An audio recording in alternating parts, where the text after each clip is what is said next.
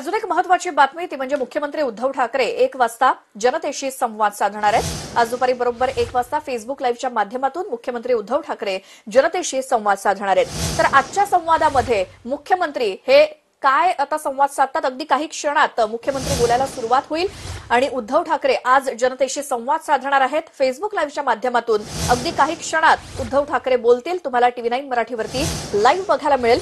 आज फेसबुक लाईव्हच्या माध्यमातून आता 1 वाजताची वेळ देण्यात आलेली आहे आणि आता काही क्षणात मुख्यमंत्री उद्धव ठाकरे आपल्या समोर येतील फेसबुक लाईव्हच्या माध्यमातून। आजच्या या संवादामध्ये मुख्यमंत्री काय बोलतात हे पाहावं लागेल। मात्र वेळोवेळी फेसबुक लाईव्हच्या माध्यमातून मुख्यमंत्री जनतेला संबोधित करतायत, सूचना करतायत, खबरदारी घेण्याचं आवाहन करतायत आणि आज पुन्हा एकदा उद्धव ठाकरे काय बोलतात याकडे संपूर्ण राज्याचं लक्ष आणि मुख्यमंत्री उद्धव ठाकरे यांना तुम्हाला लाईव्ह TV9 मराठीवरती पाहायला मिळणार आहे। अगदी काही क्षणात मुख्यमंत्री बोलण्यास सुरुवात करतील। या संदर्भातली माहिती आपण घेऊयात। हेमंत बिर्जे आमचे प्रतिनिधी आपल्या सोबत आहेत। हेमंत, वेळोवेळी मुख्यमंत्री जनतेला संबोधित करतायत आणि आज पुन्हा एकदा काय बोलण्याची शक्यता? श्वेता, मुख्यमंत्र्यांनी आज सकाळी ज्या खासगी डॉक्टर असून दे किंवा जे इतर डॉक्टर जे रिटायर्ड डॉक्टर आहेत त्यांनी राज्य सरकारबरोबर काम करायची इच्छा केलेली आहे। या सर्व डॉक्टरांबरोबरचा आज महत्त्वाचा आणि महापालिकेतल्या डॉक्टरांबरोबरचा व्हिडिओ कॉन्फरन्सद्वारे संवाद केलाय। या सर्व गोष्टीवरचा नेमका आता जो मॉडेल आहे, जो आरोग्याचा मॉडेल राज्य सरकार राबवत आहे, तो कशा पद्धतीने आपण त्याच्याबद्दल सकारात्मक पुढे जातो आणि नेमका आता परिस्थिती काय आहे आणि उद्यापासून काही जिल्ह्यांमधला जो लॉकडाऊन आहे तो सुरळीत करण्याच्या दृष्टिकोनातून काय उपाययोजना करतो आणि राज्य सरकारमधल्या जे मंत्रालयातले कर्मचारी आहेत ते 30% कर्मचारी उद्यापासून आपली हजेरी लावतील आणि त्याच्यासाठी बेस्टच्या आणि त्याचबरोबर एसटीच्या ज्या आपत्कालीन बस सेवा आहेत त्या सुरू करण्यात येणार आहेत। ह्या सर्व गोष्टीवर मुख्यमंत्री ज्या जनतेचा आहे तो आत्मविश्वास वाढवण्याच्या दृष्टिकोनातून आणि संवाद करतील आणि त्या संवादाचा कुठेतरी पुढची रूपरेषा देण्याचा त्यांचा कोशिशीने जो संवादाचा कार्यक्रम आहे तो पुन्हा आज 1 वाजता आता थोड्याच वेळात आपल्याला पाहायला मिळेल आणि ऐकायला मिळेल। श्वेता, बिलकुल धन्यवाद हेमंत तुम्ही दिलेल्या माहितीसाठी। आता थोड्याच वेळात मुख्यमंत्री उद्धव ठाकरे बोलायला सुरुवात करतील, फेसबुक लाईव्हच्या माध्यमातून जनतेला संबोधित करतील। मात्र आज काय मुद्दे ते मांडणार आहेत, कशा संदर्भात सूचना करणार आहेत, आपल्याला थोड्या वेळात कळेलच। माझ्या महाराष्ट्रातील बांधवांनो, भगिनी आणि मातांनो, नमस्कार, जय महाराष्ट्र। काय बोलू, कारण गेले काही दिवस त्याच गोष्टी पुन्हा पुन्हा सांगतोय। दिवस एक एक एक एक एक एक उजाडतोय, मावळतोय, नवीन दिवस उजाडतोय, तोही मावळतोय। अनेक जण मला प्रश्न विचारतात, म्हणजे प्रश्न तोच आहे जो तुमच्याही मनात आहे, माझ्याही मनात आहे। एकूणच हे जे काही युद्ध चालू आहे, मला एका लता दीदींच्या गाण्याची आठवण आली। संपूर्ण जगाची अवस्था सरणार कधी रण, याच परिस्थितीत आहे। वाट बघतोय आपण, हे रण संपणार कधी। आणि हे रण लढताना, युद्ध लढताना मागेही आपल्याला बोललो होतो की शत्रू समोर असेल तर आतापर्यंत आपण हिंदुस्थानी सगळे जे आहेत, सगळे माझे महाराष्ट्रातले माता भगिनी बांधव आहेत, त्यांनी एक गाव 2 तुकडे करून ह्या शत्रूचा कधीच नायनाट केला असता। पण हा शत्रू दिसत नाहीये ना, तीच तर पंचायत आहे। आणि हा शत्रू सुद्धा एवढा विचित्र आहे की तो आपल्याच लोकांच्या माध्यमातून आपल्यावरती हल्ला करायला बघतोय। पण तरी देखील आपण सर्वांनी जो एक अभूतपूर्व पराक्रमच, मी म्हणेन, होय पराक्रमच आहे, अभूतपूर्व पराक्रम केलेला आहे की संयम, धैर्य, हिम्मत, जिद्दीने लढतो होता आपण। आणि ही जिद्द, मला खात्री आहे उद्या हे आपलं युद्ध सुरू होऊन म्हणजे महाराष्ट्राचं 6 आठवडे पूर्ण करतोय आपण। 6 आठवडे फार मोठा काळ आहे। गेल्या वेळेला बोललो होतो तेव्हा 5 आठवडे पूर्ण केले होते, आता 6 आठवडे उद्या पूर्ण करू। आकडेवारी काय आहे, महाराष्ट्रामध्ये काय चाललेलं आहे, अनेकांना प्रश्न पडतो, मुंबईत काय चाललंय, महाराष्ट्रात काय चाललेलं आहे। मी नम्रपणाने आपल्या समोर काही माहिती ठेवतो आहे। याचा अर्थ असं नाही की इतर देशामध्ये इतर राज्य काही कमी करतात, असं नाहीये। पण आजपर्यंत म्हणजे मी तुमच्याशी बोलतोय, हा आकडा माझा कालचा आहे। त्याच्यानंतर कालची रात्र आणि आता 1 वाजतोय, 1 वाजेपर्यंत आणखीनही आकडा पुढे सरकलेला आहे. आणि तो आकडा आहे आपण महाराष्ट्रामध्ये किती टेस्ट केलेले आहेत. एक जे काही सगळीकडे काहूर उठतं ना, टेस्ट टेस्ट टेस्ट करा, टेस्ट करा, टेस्ट करा, करतोय आपण टेस्ट. जसं जसं आपल्याला शक्य होतंय तसं तसं आपण या सगळ्या सोयी सुविधा वाढवतो आहोत.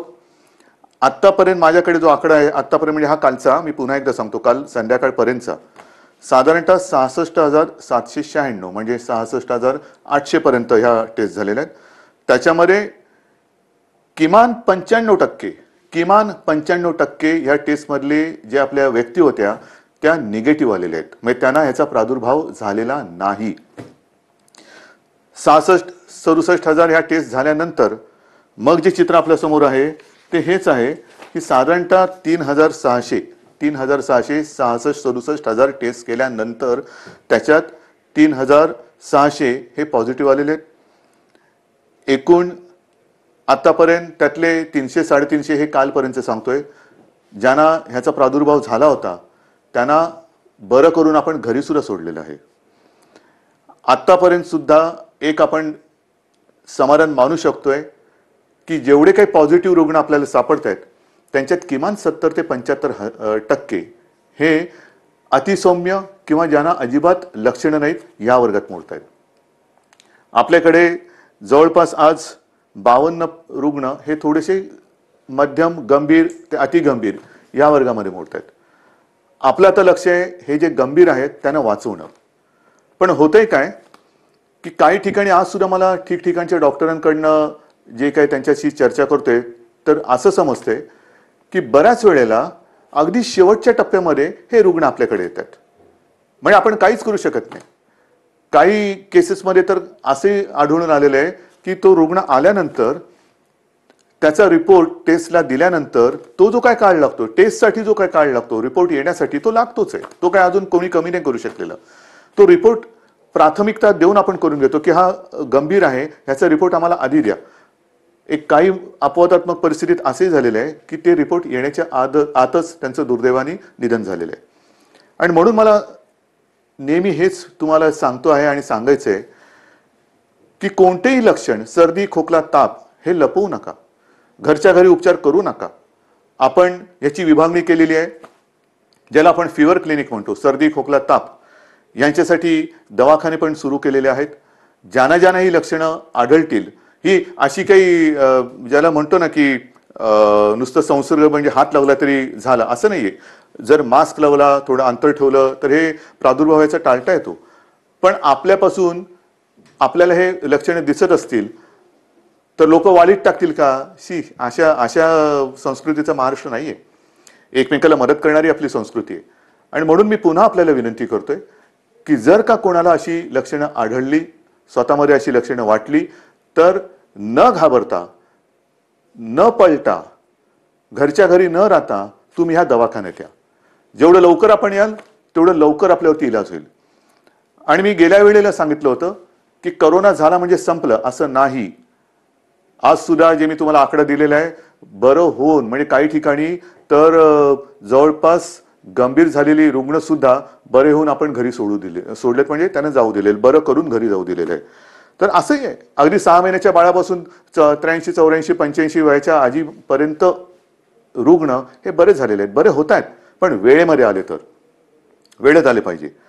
एक गोष्ट मला आणखीन सांगावीशी वाटते की काल मी संध्याकाळी मुंबईतील जे आपले खाजगी दवाखाने आहेत, हॉस्पिटल्स आहेत, किंबहुना स्वतः काही प्रॅक्टिस करणारे डॉक्टर्स आहेत, यांच्यापैकी काही डॉक्टरांशी बोललो.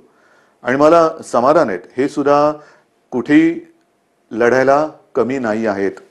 त्यांच्याशी मी स्वतः बोललो, आपले टास्क फोर्सचे डॉक्टर बोलले, महापालिका आयुक्त बोलले. या सर्वांनी एक आपल्याला आश्वासन दिलेलं आहे, विश्वास दिलेला आहे की आज उद्यापासून ह्यांच्या सगळ्या ज्या काही प्रॅक्टिस आहेत, विशेषतः नॉन कोविड पेशंटसाठी, नॉन कोविड म्हणजे ज्यांना कोविड नाहीये, कोरोना झालेला नाहीये, असे सुद्धा अनेक रुग्ण त्यांच्या जुन्या तक्रारी आहेत. कोणाला किडनीचे आजार आहेत, कोणाला हृदयरोग आहे, कोणाला मधुमेह आहे, इतरही काही व्याधी आहेत, काही जणांना अचानक होत आहेत. तर त्यांच्यावरती उपचार करण्यासाठी हे क्लिनिक, हे दवाखाने आणि हे हॉस्पिटल्स ही कोणत्याही परिस्थितीत चालू पाहिजेत.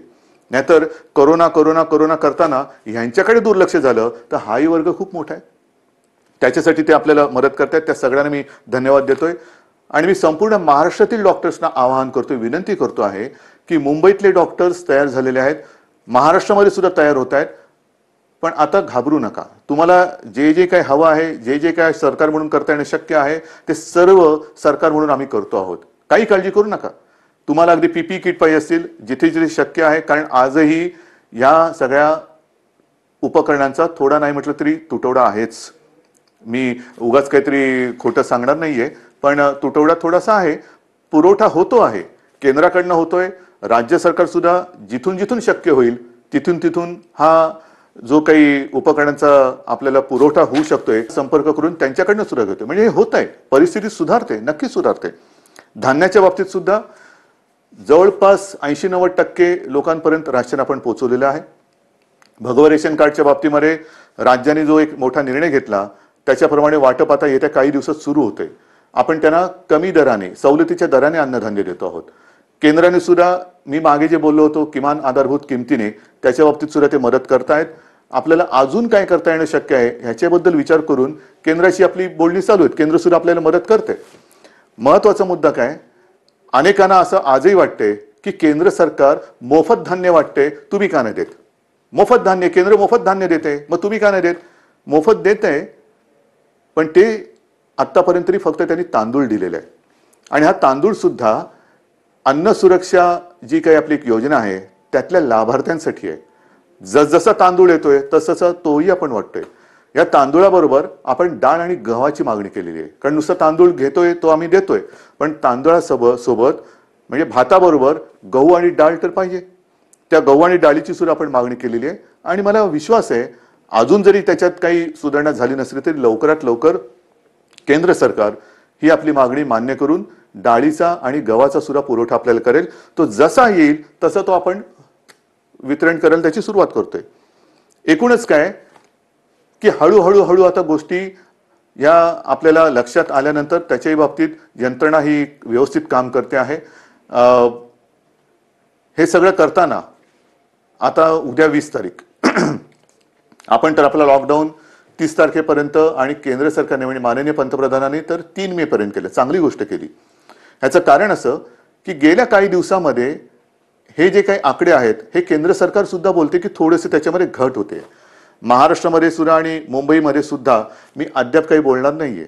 गेल्या काही दिवसातले आकडे ह्याची पुन्हा मी एक तपासणी करायला सांगितले की मला खात्रीपूर्वक सांगा. आहे, रोजची मला माहिती येते, पण कुठेही भ्रमात आपण राहायचं नाहीये. कारण हा कोरोना जो आहे जगभराचा आपण अनुभव घेतला तर त्याची वाढ होते, पुन्हा थोडी खाली होते, पुन्हा वरती येतो, पुन्हा खाली जातो. हे थोडं वरखाली होतं. खाली लवकर येईल आणि वर जास्त जाणार नाही ह्याची दक्षता आपल्याला घ्यायची. कुठेही भ्रमात राहून चालणार नाही, गाफील राहून चालणार नाही. आता काय झालं, आला खाली नाही, तो खाली आला आणि आपण गाफील राहिलो तर तो खाली आणि जाऊ रे. तर तसं नकोय, मला गाफील राहायचं नाहीये. आज मला महत्वाचं जे सांगायचंय की 20 तारखेपासून जे काही सगळं ठप्प झालेलं आहे, अर्थचक्र आपलं या कोरोनाच्या चिखलात रुतलेलं आहे. अर्थचक्र हे पुन्हा फिरवायलाच पाहिजे, नाहीतर कोरोनातून आपण बाहेर पडू आणि आर्थिक संकटात म्हणजे आगीतून फुफाट्यात. आणि त्याच्यासाठी उद्यापासून परत एकदा गणपती बाप्पा मोरया करून काही ठिकाणी आपण याला मोजक्या आणि माफक स्वरूपात परवानगी देत आहोत. त्याबद्दल सुद्धा मला थोड्याशा गोष्टी स्पष्ट करायच्या आहेत. आता एकूण राज्याचं जर का चित्र आपल्या डोळ्यासमोर आणलं तर काही जिल्हे सुदैवाने हे 0 रुग्णाचे आहेत. 0, तिकडे एक सुद्धा रुग्ण नाहीये आणि तो होताही कामा नये. काही ठिकाणी जे थोडेसे होते त्याच्यात आता घट येत म्हणजे नवीन रुग्ण नाहीये आणि त्याच्यात वाढ होत नाहीये. आहेत ते सुद्धा बरे होऊन घरी चाललेले आहेत. मग आपण थोडे झोन केलेले आहेत, red zone, orange zone, green zone. Red zone साहजिकच आहे, जिकडे आज देखील रुग्णांच्या संख्येमध्ये वाढ होते ते रेड झोन आहेत. ऑरेंज झोन जिकडे रुग्ण आहेत पण नवीन वाढ तशी झालेली नाहीये. आणि तिसरं ग्रीन झोन म्हणजे तिकडे 0 आहे. तर ह्या खास करून ग्रीन झोनमध्ये आणि ऑरेंज झोनमध्ये आपण माफक स्वरूपामध्ये उद्योगधंद्यांना परवानगी देतो आहोत. याबद्दल सूचना या तळागाळापर्यंत गेलेल्या आहेत. आजपर्यंत आपण काय करत होतो, फक्त आणि फक्त जीवनावश्यक वस्तूंच्या उद्योगांना आणि त्याच्या मालवाहतुकीला परवानगी देत होतो. आता जिथे जिथे शक्य आहे त्या उद्योजकांना सुद्धा आपण सांगतो आहोत की जर तुम्ही तुमच्या मजुरांची काळजी, कर्मचाऱ्यांची काळजी तुमच्या त्या आवारात घेत असाल, आम्ही धान्य पुरवठा करू, तुमचं रॉ मटेरियल येईल, सगळं काम तुम्ही करा, मजुरांची ये जा होता कामा नये. कारण हे जे काय माल वाहतूक वेगळी आणि व्हायरस वाहतूक वेगळी. आपल्याला व्हायरस वाहतूक नाही करायची, आपल्याला माल वाहतूक करायची. म्हणून माल चालू राहील, त्याची वाहतूक चालू राहील, पण व्हायरस बंदी ही राहणारच. व्हायरसची वाहतूक होणार नाही. ही व्हायरसची वाहतूक ही कळत नकळत होते आहे. आणि म्हणून आता मला कोणताच धोका पत्करायचा नाहीये, अजिबात नाहीये. जे तुम्ही आतापर्यंत सहकार्य केलेत, मला माहिती आहे खूप कठीण आहे. काही न करता शांत बसून राहायचं, ह्याच्यासारखी दुसरी मला नाही वाटत दुसरी कोणती शिक्षा असेल. पण ती शिक्षा सुद्धा तुम्ही एक तुमचं कर्तव्य म्हणून भोगता आहात, सोसता आहात. तुम्ही शिस्त पाळताना मी दुसऱ्याला शिस्त नाही मोडू देणार, अजिबात नाही. कारण ती आता परवडणार नाही आपल्याला.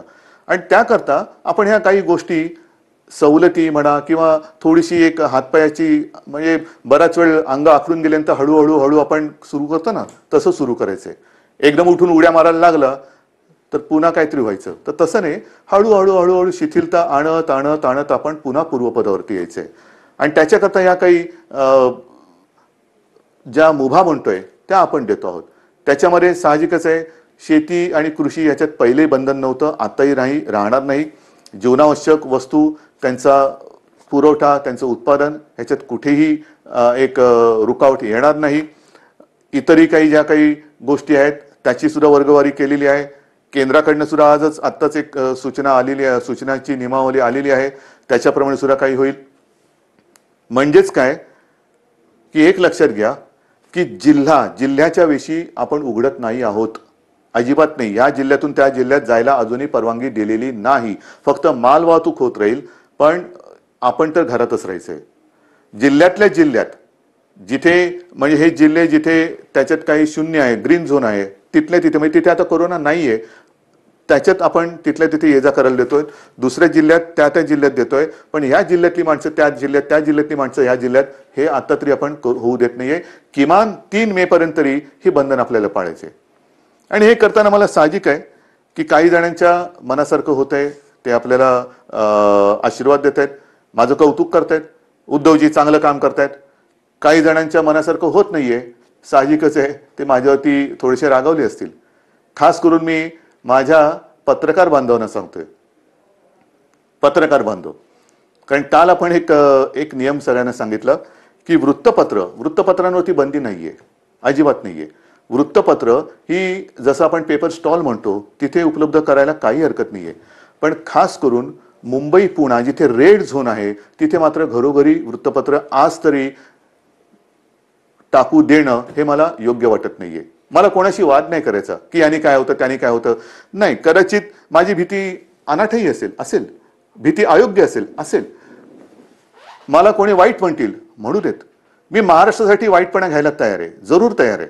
जर माझ्या महाराष्ट्राचं भलं होणार असेल आणि त्याच्यासाठी मी वाईट ठरत असेल तर मी वाईटपणा घ्यायला तयार आहे.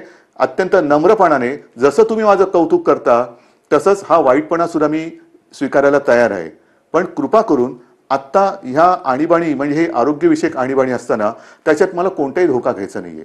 अयोग्य योग्य हे उद्या कळेल, पण समजा कुठे काही फटकन काही घडलं तर मला आता मुंबई, पुणे आणि इतर कुठे काय असेल तिथे हे कोणत्याही परिस्थितीत संकट संपवायचंय. आणि म्हणून मी आपल्याला सगळ्यांना सांगतो की आजपर्यंत जसं तुम्ही मला सहकार्य केलं तसंच सहकार्य हे मला नाही, आपण आपल्याला स्वतःला सहकार्य करतोय. याचं कारण आज तरी या रोगावरती औषध आलेलं नाही, कोणती लस आलेली नाहीत, प्रयोग सुरू आहेत. पण असं ठामपणे कोणी सांगत नाही हे औषध घ्या म्हणजे पी हळद आणि हो गोरी, असं काही नाहीये. अजूनही असं सापडलेलं नाहीये.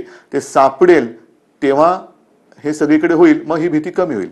पण आता तरी याच्यापासून लांब राहणं हे एवढाच हा एकच उपाय आपल्याकडे आहे. आणि त्याकरता मी पुन्हा एकदा आपल्याला सगळ्यांना सांगतोय की एकतर जरी ही थोडीशी मुभा आपण सर्वांना देत असलो तरी नागरिकांना कृपा करून विनंती आहे की आपण मात्र घराबाहेर पडायचं नाहीये. अत्यंत आणि अत्यंत आवश्यक असेल तेवढ्या पुरतच घराबाहेर पडा. पडताना घरगुती मास्क असेल तो वापरा. आल्यानंतर म्हणजे काही ठिकाणी अँटी कोरोना पोलीस, मला समाधान वाटलं की काही ठिकाणी सुरुवात झाली. अगदी पोलीस अधिकाऱ्यांच्या घरात सुद्धा अँटी कोरोना पोलीस आलेले आहेत. मी काल ऑनलाईन बातमी बघताना आपल्या विश्वास नांगरे पाटलांना त्यांच्या घरात जाताना त्यांच्या अँटी करप्शन पोलिसने अडवलेले आहे की बाबा थांबा, बाहेरच्या बाहेर फोन तुमचा सॅनिटाईज करा, हात धुवा, आत आल्यानंतर पहिला आंघोळीला जा. हे फार महत्वाचं आहे. अँटी कोरोना पोलीस म्हणजे घरातल्या घरात आपण काळजी घेणं गरज आहे. आपल्या माता पित्यांची काळजी घेणं, विशेषतः ज्यांना हे काही विकार असतील, डायबिटीज असेल, हृदयविकार असेल, इतरही काही मधुमेह असेल, ते वेळच्या वेळेला औषध घेतात की नाही आणि त्यांची ही सगळी जी लेवल आहे, हे जे काही विकार आहेत ते मर्यादेच्या आत राहतात की नाही हे बघणं हे आपल्या घरातल्या सगळ्यांचं कर्तव्य आहे. काही ठिकाणी मला अशी मेसेज येत आहेत की लहान लहान मुलं आपल्या वाढदिवसाचे पैसे, आपल्या खेळण्यासाठी साठवलेले पैसे, कोणी सायकलसाठी साठवलेले पैसे हे मुख्यमंत्री सहायता निधीला देत आहेत. काय बोलायचं या मुलांना? कौतुक तर केलंच पाहिजे, आशीर्वाद तर दिलेच पाहिजे, पण मी ह्या बाळगोपाळांना सांगतो की तुम्ही काळजी करू नका. अहो आम्ही आहोत, ही माझ्यासोबतची जी पिढी आहे ती समर्थ आहे आणि हे सगळं युद्ध चाललंय हे तुमच्या भवितव्यासाठीच चाललेलं आहे. मला कल्पना आहे की पैसा करून ती एक गंमत असते, पैसा साठवणं आणि त्या साठवलेल्या पैशातून स्वतःसाठी या काही गोष्टी करणं. म्हणजे अनेक ठिकाणी घरात ह्या गोष्टी अशा आहेत की हट्ट नाही करायचा. आपल्या खाऊचा पैसा असेल, वाढदिवसाचा पैसा असेल, हा साठवत ते करायचं. तुम्ही नका करू, आम्ही आहोत, आपण खंबीर आहोत, सरकार खंबीर आहे, ही पिढी खंबीर आहे. आज सुद्धा मुख्यमंत्री सहायता निधीला मदत येते. CSR फंड मग तिकडे चालतो इकडे चालत नाही, मला तर त्या राजकारणात जायचंच नाहीये. पण CSR फंडासाठी सुद्धा आपण एक वेगळा निधी त्याचा अकाउंट सुरू केलेला आहे. ज्यांना CSR म्हणून द्यायचं आहे मुख्यमंत्री सहायता निधीला, त्यांना CSR साठी एक वेगळा अकाउंट आपण उघडून दिलेलं आहे. या सगळ्या गोष्टी करतो. आणि त्याचबरोबरीने घरामध्ये राहून थोडीशी एक अस्वस्थता येते, बेचैनी येते, काय करायचं कळत नाही, मग कोणाला विचारायचं, घरी कोण आहे. 2 गोष्टी आपण सुरू केलेल्या आहेत. एक तर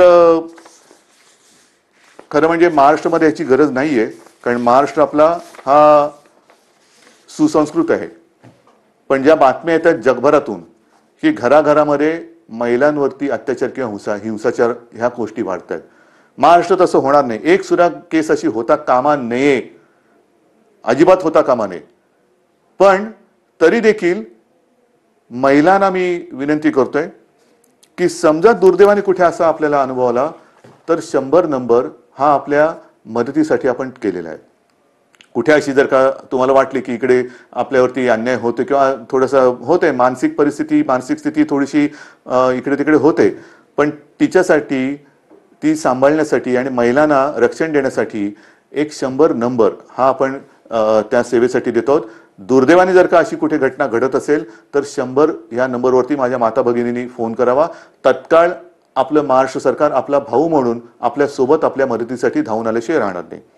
आणि हे सांगत असताना मी आणखीन 2 नंबर आपल्याला सांगतोय, कारण इतके दिवस घरी राहिल्यानंतर मन अशांत होणार, मनात बेचैनी वाढणार, एकटेपण वाटणार, काय करावं कळत नाहीये, थोडंसं वैफल्य वाटणार. मग काय करायचं? तर त्याच्यासाठी सरकारने 2 नंबर आपल्यासाठी दिलेले आहेत. घेता लिहून? कागद पेन आहे हातामध्ये? ठीक आहे, बघा पटकन.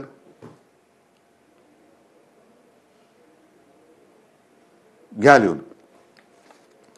पहिला नंबर आहे तो मुंबई महापालिका आणि बिर्ला. अनेक स्वयंसेवी संस्था आपल्याला विविध रूपाने मदतीला येत आहेत. कोणी अन्नधान्य देते, कोणी पैसे देते, कोणी उपकरणं देते, काही या सेवा देते. त्याच्यामध्ये बिर्ला आणि मुंबई महापालिका ह्या दोघांनी मिळून एक सेवा सुरू केलेली आहे. नंबर नीट लिहून घ्या.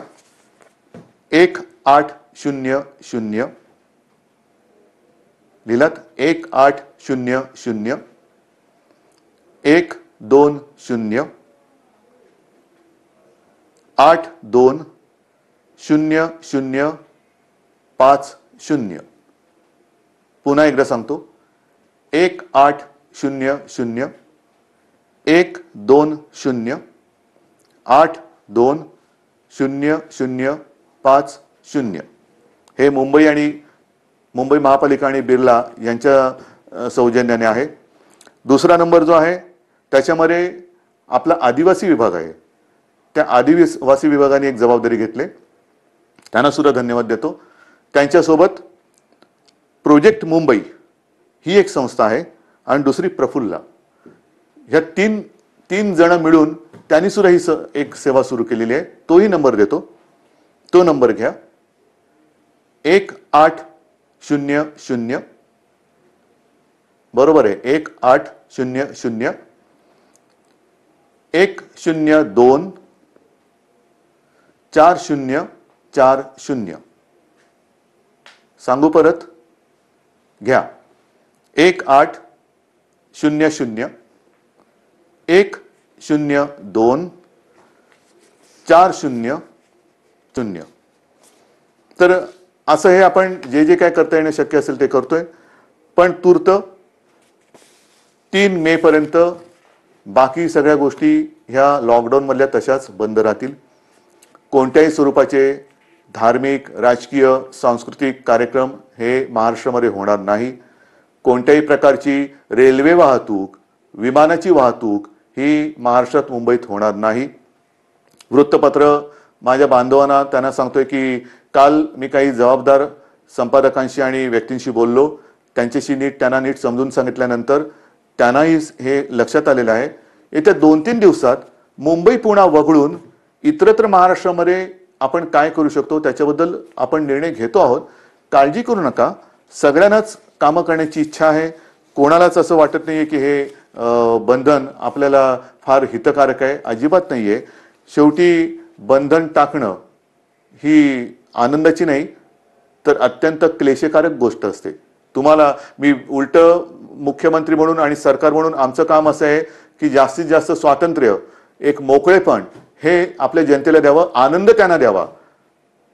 पण ही परिस्थिती अशी आहे की सगळ्यांना बंधन आणण्याची एक विचित्र परिस्थिती या सरकारवरती आणि संपूर्ण जगावरती आलेली आहे. मला खात्री आहे की या सगळ्या गोष्टी आपण समजून घेत आहात. समजून घेतल्या नसत्या तर तुम्ही सहकार्यच केलं नसतं. विशेषतः जे इतर राज्यातले मजूर सुद्धा आहेत त्यांनी सुद्धा आता सहकार्य करण्याचं एकूण मला दिसतंय की ठरवल्यासारखं आहे, कारण ते सुद्धा शांत झालेले आहेत. त्यांच्यासाठी मी पुन्हा बोलतो कि केंद्र सरकार के साथ हमारी बात चल रही है. आने वाले कुछ ही दिनों में मुझे पक्का भरोसा है, विश्वास है कि कुछ ना कुछ तो रास्ता निकल कर आएगा. और आप चिंता मत करो, महाराष्ट्र में आहिस्ते आहिस्ते हम काम शुरू करने जा रहे हैं. अगर संभव है तो आप आइए, काम पर लौट आइए, आपकी रोजी रोटी चालू रहेगी. और जिस दिन ये माहौल है ये खत्म हो जाएगा, मैं आपको वचन देता हूं कि आपके घर तक महाराष्ट्र सरकार आपको पहुंचाएगी. लेकिन हम चाहते हैं कि आप जब भी घर जाएंगे पूरा परिवार आपका वहां होगा, आप यहां हैं.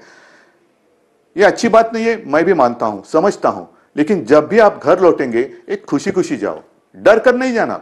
वो भी डरे हुए हैं, आप भी डरे हुए हैं. आप उनको बता दीजिए हमारे महाराष्ट्र में हम हैं, महाराष्ट्र की सरकार हमारा अच्छा ख्याल रख रही है.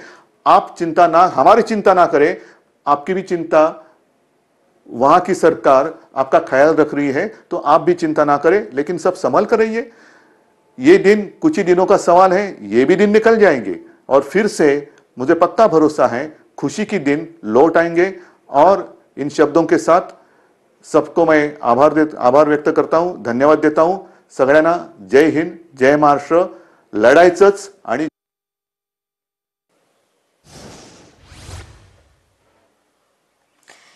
महाराष्ट्राचे मुख्यमंत्री उद्धव ठाकरे यांनी फेसबुक लाईव्हच्या माध्यमातून पुन्हा एकदा जनतेला संबोधित केलेलं आहे. सध्याची कालपर्यंतची काय आकडेवारी, किती सुविधा महाराष्ट्रामध्ये पुरवल्या जात आहेत, त्याचबरोबर महिलांसाठी, मजुरांसाठी संदेश त्यांनी दिलेला आहे. कोणत्याही प्रकारचा धोका सध्या घ्यायचा नाही, सगळ्यांनी घरातच राहायचंय. राज्यावरचं हे संकट सध्या संपवण्याचं हे एकच उद्दिष्ट आहे. महाराष्ट्रामध्ये कोणतीही रेल्वे सेवा किंवा विमान सेवा ही सध्या तरी सुरू होणार नाही. काय काय म्हणालेत मुख्यमंत्री उद्धव ठाकरे, पुन्हा एकदा ऐकूयात. माझ्या महाराष्ट्रातील बांधवांनो, भगिनी आणि मातांनो, नमस्कार, जय महाराष्ट्र. काय बोलू, कारण गेले काही दिवस त्याच गोष्टी पुन्हा पुन्हा सांगतोय. दिवस एक एक एक एक एक एक उजाडतोय, मावळतोय. नवीन दिवस उजाडतोय, तोही मावळतोय. अनेक जण मला प्रश्न विचारतात, म्हणजे प्रश्न तोच आहे जो तुमच्याही मनात आहे, माझ्याही मनात आहे. एकूणच हे जे काही युद्ध चालू आहे, मला एका लता दीदींच्या गाण्याची आठवण आली. संपूर्ण जगाची अवस्था सरणार कधी रण, याच परिस्थितीत आहे. वाट बघतोय आपण, हे रण संपणार कधी.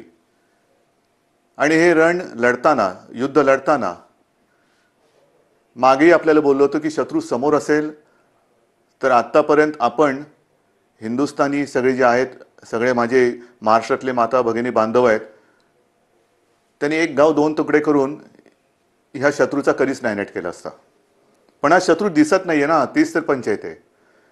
आणि हा शत्रू सुद्धा एवढा विचित्र आहे की तो आपल्याच लोकांच्या माध्यमातून आपल्यावरती हल्ला करायला बघतोय. पण तरी देखील आपण सर्वांनी जो एक अभूतपूर्व पराक्रमच, मी म्हणेन, होय पराक्रमच आहे, अभूतपूर्व पराक्रम केलेला आहे की संयम, धैर्य, हिम्मत, जिद्दीने लढतो होता आपण. आणि ही जिद्द, मला खात्री आहे उद्या हे आपलं युद्ध सुरू होऊन, म्हणजे महाराष्ट्राचं 6 आठवडे पूर्ण करतो आपण. 6 आठवडे फार मोठा काळ आहे. गेल्या वेळेला बोललो होतो तेव्हा 5 आठवडे पूर्ण केले होते. आता 6 आठवडे उद्या पूर्ण करू.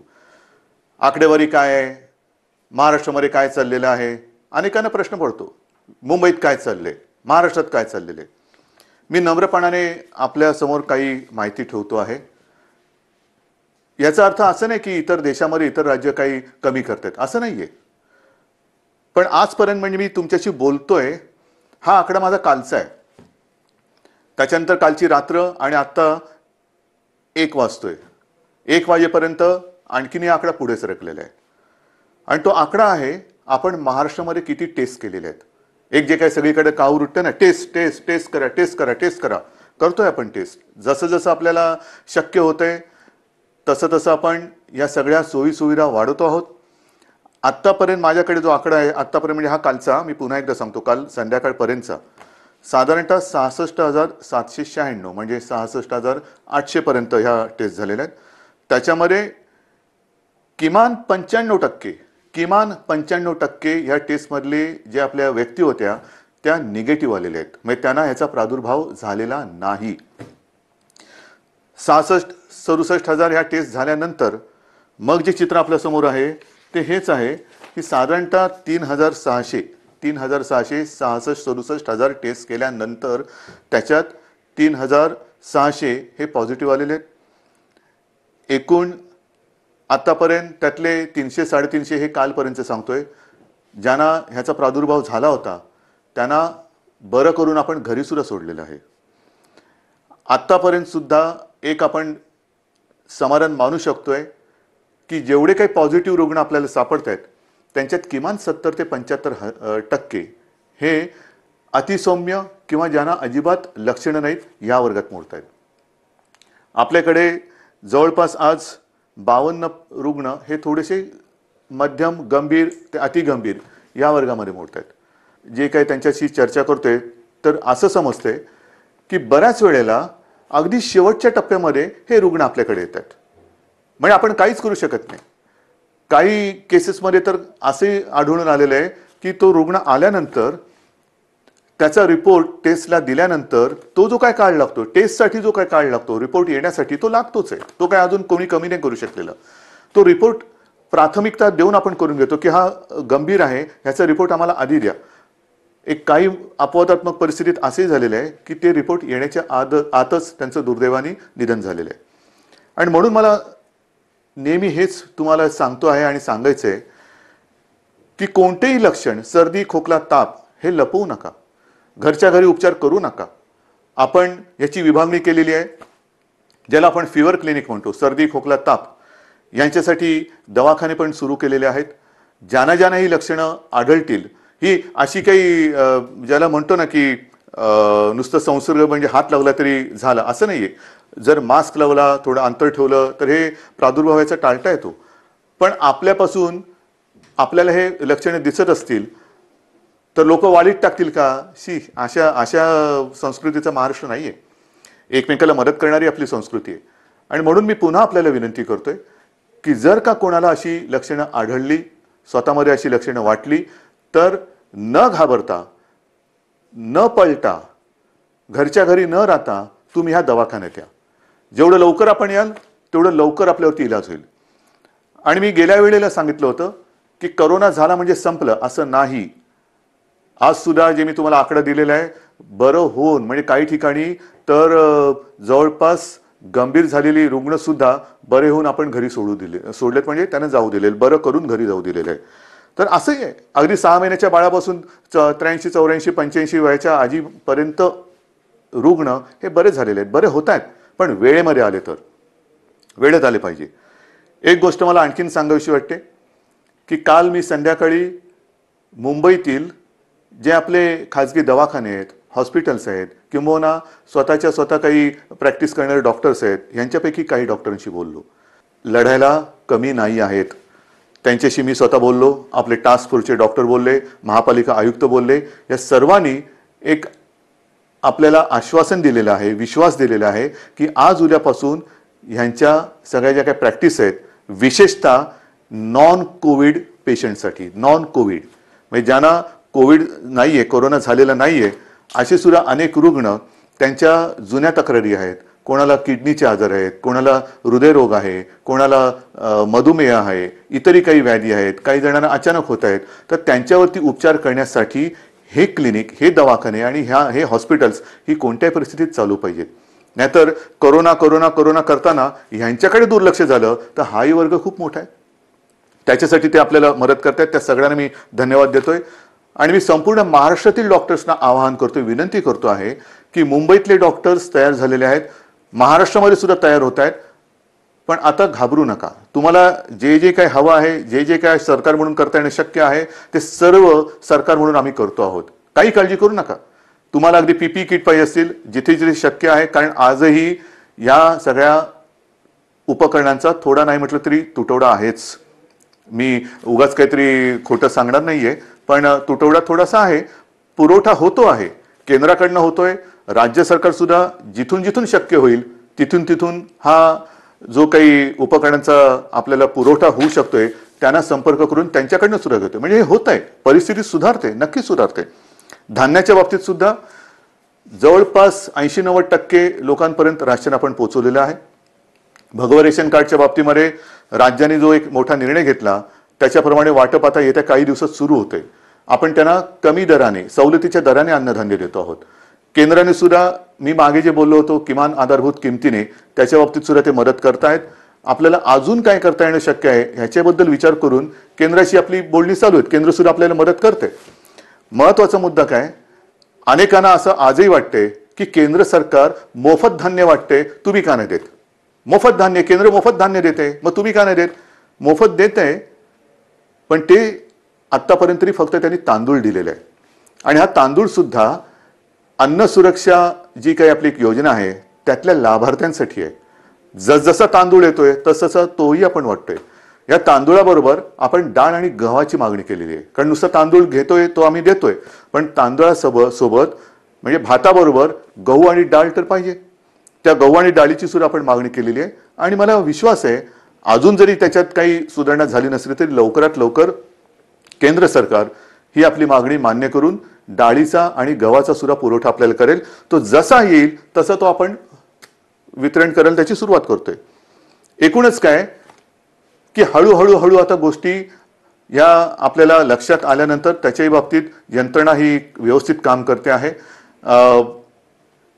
हे सगळं करताना आता उद्या 20 तारीख आपण तर आपला लॉकडाऊन 30 तारखेपर्यंत आणि केंद्र सरकारने म्हणजे माननीय पंतप्रधानांनी तर 3 मे पर्यंत केलं. चांगली गोष्ट केली.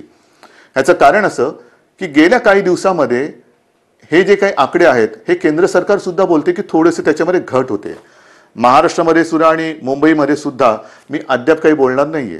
गेल्या काही दिवसातले आकडे ह्याची पुन्हा मी एक तपासणी करायला सांगितले की मला खात्रीपूर्वक सांगा. आहे, रोजची मला माहिती येते, पण कुठेही भ्रमात आपण राहायचं नाहीये. कारण हा कोरोना जो आहे जगभराचा आपण अनुभव घेतला तर त्याची वाढ होते, पुन्हा थोडी खाली होते, पुन्हा वरती येतो, पुन्हा खाली जातो. हे थोडं वरखाली होतं. खाली लवकर येईल आणि वर जास्त जाणार नाही ह्याची दक्षता आपल्याला घ्यायची. कुठेही भ्रमात राहून चालणार नाही, गाफील राहून चालणार नाही. आता काय झालं, आला खाली नाही, खाली नाही, तो खाली आला आणि आपण गाफील राहिलो तर तो खाली आणि जाऊ रे. तर तसं नकोय, मला गाफील राहायचं नाहीये. आज मला महत्वाचं जे सांगायचंय की 20 तारखेपासून जे काही सगळं ठप्प झालेलं आहे, अर्थचक्र आपलं या कोरोनाच्या चिखलात रुतलेलं आहे. अर्थचक्र हे पुन्हा फिरवायलाच पाहिजे, नाहीतर कोरोनातून आपण बाहेर पडू आणि आर्थिक संकटात म्हणजे आगीतून फुफाट्यात. आणि त्याच्यासाठी उद्यापासून परत एकदा गणपती बाप्पा मोरया करून काही ठिकाणी आपण याला मोजक्या आणि माफक स्वरूपात परवानगी देत आहोत. त्याबद्दल सुद्धा मला थोड्याशा गोष्टी स्पष्ट कर. आता एकूण राज्याचं जर का चित्र आपल्या डोळ्यासमोर आणलं तर काही जिल्हे सुदैवाने हे 0 रुग्णाचे आहेत. 0, तिकडे एक सुद्धा रुग्ण नाहीये आणि तो होताही कामा नये. काही ठिकाणी जे थोडेसे होते त्याच्यात आता घट येत येत येत म्हणजे नवीन रुग्ण नाहीये आणि त्याच्यात वाढ होत नाहीये. आहेत ते सुद्धा बरे होऊन घरी चाललेले आहेत. Red zone, orange zone, green zone. Red zone साहजिकच आहे, जिकडे आज देखील रुग्णांच्या मध्ये संख्येमध्ये वाढ होते ते रेड झोन आहे. ऑरेंज झोन जिकडे रुग्ण आहेत पण नवीन वाढ तशी झालेली नाहीये. आणि तिसरं ग्रीन झोन म्हणजे तिकडे 0 आहे. तर ह्या खास करून ग्रीन झोनमध्ये आणि ऑरेंज झोनमध्ये आपण माफक स्वरूपामध्ये उद्योगधंद्यांना परवानगी देतो आहोत. याबद्दल सूचना या तळागाळापर्यंत गेलेल्या आहेत. आजपर्यंत आपण काय करत होतो, फक्त आणि फक्त जीवनावश्यक वस्तूंच्या उद्योगांना आणि त्याच्या मालवाहतुकीला परवानगी देत होतो. आता जिथे जिथे शक्य आहे त्या उद्योजकांना सुद्धा आपण सांगतो आहोत की जर तुम्ही तुमच्या मजुरांची काळजी, कर्मचाऱ्यांची काळजी तुमच्या त्या आवारात घेत असाल, आम्ही धान्य पुरवठा करू, तुमचं रॉ मटेरियल येईल, सगळं काम तुम्ही करा, मजुरांची ये जा होता कामा नये. कारण हे जे काय माल वाहतूक वेगळी आणि व्हायरस वाहतूक वेगळी. आपल्याला व्हायरस वाहतूक नाही करायची, आपल्याला माल वाहतूक करायची. म्हणून माल चालू राहील, त्याची वाहतूक चालू राहील, पण व्हायरस बंदी ही राहणारच. व्हायरसची वाहतूक होणार नाही. ही व्हायरसची वाहतूक ही कळत नकळत होते आहे आणि म्हणून आता मला कोणताच धोका पत्करायचा नाहीये, अजिबात नाहीये.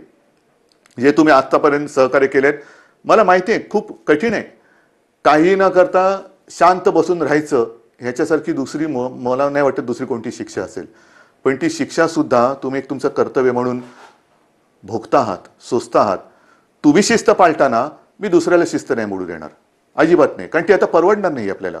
आणि त्याकरता आपण ह्या काही गोष्टी सवलती म्हणा किंवा थोडीशी एक हातपायाची म्हणजे बराच वेळ अंग आखडून गेल्यानंतर हळूहळू आपण सुरू करतो ना, तसं सुरू करायचंय. एकदम उठून उड्या मारायला लागला तर पुन्हा काहीतरी व्हायचं. तर तसं नाही, हळूहळू शिथिलता आणत आणत आणत आपण पुन्हा पूर्वपदावरती यायचंय. आणि त्याच्याकरता या काही ज्या मुभा म्हणतोय त्या आपण देतो आहोत. त्याच्यामध्ये साहजिकच आहे, शेती आणि कृषी याच्यात पहिले बंधन नव्हतं, आताही नाही, राहणार नाही. जीवनावश्यक वस्तू, त्यांचा पुरवठा, त्यांचं उत्पादन ह्याच्यात कुठेही एक रुकावट येणार नाही. इतरही काही ज्या काही गोष्टी आहेत त्याची सुद्धा वर्गवारी केलेली आहे. केंद्राकडनं सुद्धा आत्ताच एक सूचना आलेली आहे, सूचनाची नियमावली आलेली आहे, त्याच्याप्रमाणे सुद्धा काही होईल. म्हणजेच काय की एक लक्षात घ्या की जिल्ह्याच्या वेशी आपण उघडत नाही आहोत, अजिबात नाही. या जिल्ह्यातून त्या जिल्ह्यात जायला अजूनही परवानगी दिलेली नाही. फक्त माल वाहतूक होत राहील, पण आपण तर घरातच राहायचंय. जिल्ह्यातल्या जिल्ह्यात जिथे म्हणजे हे जिल्हे जिथे त्याच्यात काही 0 आहे, ग्रीन झोन आहे, तिथल्या तिथे म्हणजे तिथे आता कोरोना नाहीये, त्याच्यात आपण तिथल्या तिथे ये जा करायला देतोय. दुसऱ्या जिल्ह्यात त्या जिल्ह्यात देतोय, पण या जिल्ह्यातली माणसं त्या जिल्ह्यातली माणसं या जिल्ह्यात, हे आता तरी आपण होऊ देत नाहीये. किमान 3 मे पर्यंत तरी ही बंधन आपल्याला पाळायचे. आणि हे करताना मला साहजिक आहे की काही जणांच्या मनासारखं होतंय, ते आपल्याला आशीर्वाद देत आहेत, माझं कौतुक करतायत, उद्धवजी चांगलं काम करतायत.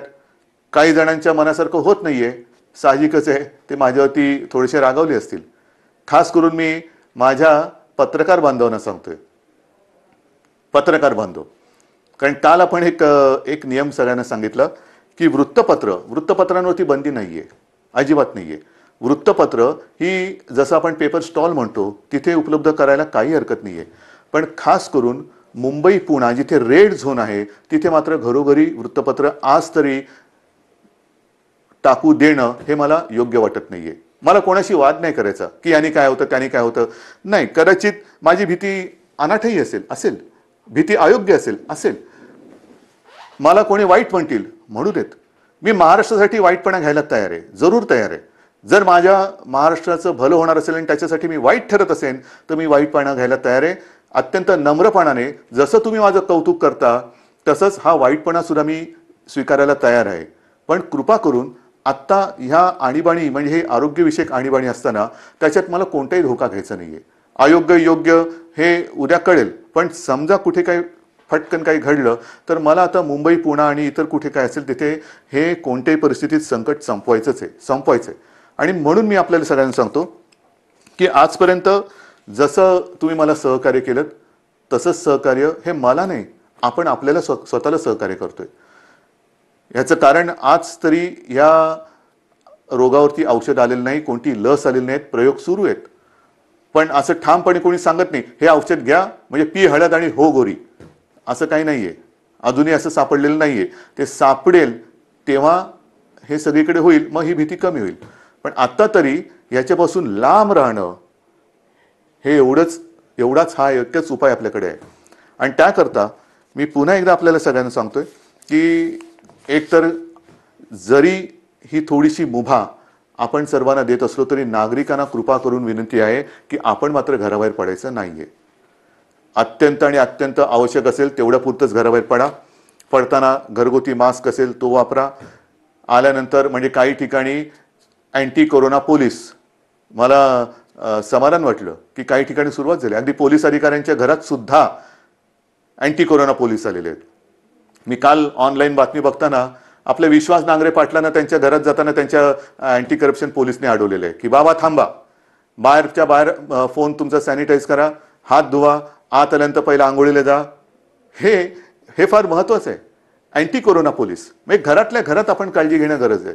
आपल्या माता पित्यांची काळजी घेणं, डायबिटीज असेल, हृदयविकार असेल, इतरही काही मधुमेह असेल, ते वेळच्या वेळेला औषध घेतात की नाही आणि त्यांची ही सगळीची लेवल आहे, हे जे काही विकार आहेत ते मर्यादेच्या आत राहतात की नाही हे बघणं हे आपल्या घरातल्या सगळ्यांचं कर्तव्य आहे. काही ठिकाणी मला अशी मेसेज येत आहेत की लहान मुलं आपल्या वाढदिवसाचे पैसे, आपल्या खेळण्यासाठी साठवलेले पैसे, कोणी सायकलसाठी साठवलेले पैसे हे मुख्यमंत्री सहायता निधीला देत आहेत. काय बोलायचं या मुलांना? कौतुक तर केलंच पाहिजे, आशीर्वाद तर दिलेच पाहिजे, पण मी ह्या बाळगोपाळांना सांगतो की तुम्ही काळजी करू नका. अहो आम्ही आहोत. ही माझ्यासोबतची जी पिढी आहे ती समर्थ आहे आणि हे सगळं युद्ध चाललंय हे तुमच्या भवितव्यासाठीच चाललेलं आहे. मला कल्पना आहे की पैसा करून ती गंमत असते, पैसा साठवणं आणि त्या साठवलेल्या पैशातून स्वतःसाठी या काही गोष्टी करणं. म्हणजे अनेक ठिकाणी घरात ह्या गोष्टी अशा आहेत की हट्ट नाही करायचा. आपल्या खाऊचा पैसा असेल, वाढदिवसाचा पैसा असेल, हा साठवत ते करायचं. तुम्ही नका करू. आम्ही आहोत, आपण खंबीर आहोत, सरकार खंबीर आहे, ही पिढी खंबीर आहे. आज सुद्धा मुख्यमंत्री सहायता निधीला मदत येते. CSR फंड मग तिकडे चालतो इकडे चालत नाही, मला तर त्या राजकारणात जायचंच नाहीये. पण CSR फंडासाठी सुद्धा आपण एक वेगळा निधी त्याचा अकाउंट सुरू केलेला आहे. ज्यांना CSR म्हणून द्यायचं आहे मुख्यमंत्री सहायता निधीला, त्यांना CSR साठी एक वेगळा अकाउंट आपण उघडून दिलेलं आहे. या सगळ्या गोष्टी करतो. आणि त्याचबरोबरीने घरामध्ये राहून थोडीशी एक अस्वस्थता येते, बेचैनी येते, काय करायचं कळत नाही, मग कोणाला विचारायचं, घरी कोण आहे. 2 गोष्टी आपण सुरू केलेल्या आहेत. एक